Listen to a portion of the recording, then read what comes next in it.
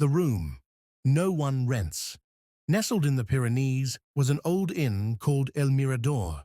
It had 12 rooms, each named after a different flower. Room 6-La Rosa Negra-was always vacant. Travelers noticed it in passing. Why is that one always open? Under renovation, the manager, Senor Velasquez, would say, with a polite smile. He had been saying it for 27 years. Locals whispered stories. Some said a woman hanged herself in there. Others swore it was a place where a priest vanished after performing an exorcism, but nothing was ever confirmed. One stormy November night, a young couple, Daniel and Lucia, arrived late. The road had flooded behind them, and their car battery died. Cold and soaked, they begged for shelter. "We're full," Velasquez said apologetically. "Only La Rosa Negra remains, and it's unavailable." Lucia, trembling and desperate, insisted. "Please, we'll take anything." Velasquez hesitated too long. "Very well," he whispered, "but only one night. No refund. Do not open the wardrobe." Daniel laughed nervously. "Seriously?" Velasquez didn't answer. He handed over the rusted brass key, marked with a rose emblem.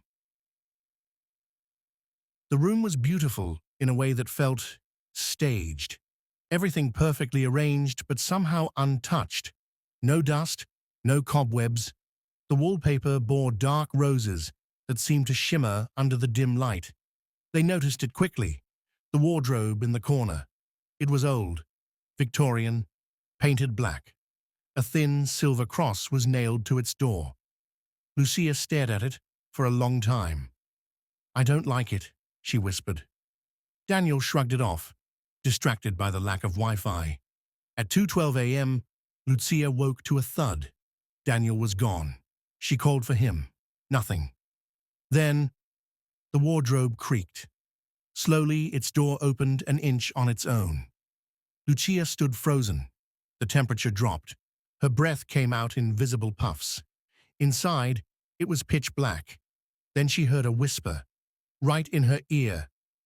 "One becomes two. Two becomes none."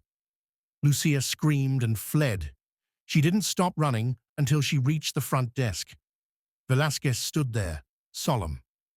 "Where is he?" she demanded. "Where is Daniel?" Velasquez didn't answer. He simply picked up the guest book and showed her the page she signed hours earlier. Only one name was written. Lucia Vargas. No Daniel. No record. No proof he had ever been there. She collapsed, sobbing. Velasquez closed the book, locked it in a drawer, and whispered, "One becomes two. Two becomes none." The next day, room 6 was spotless again. Door open, light on, available.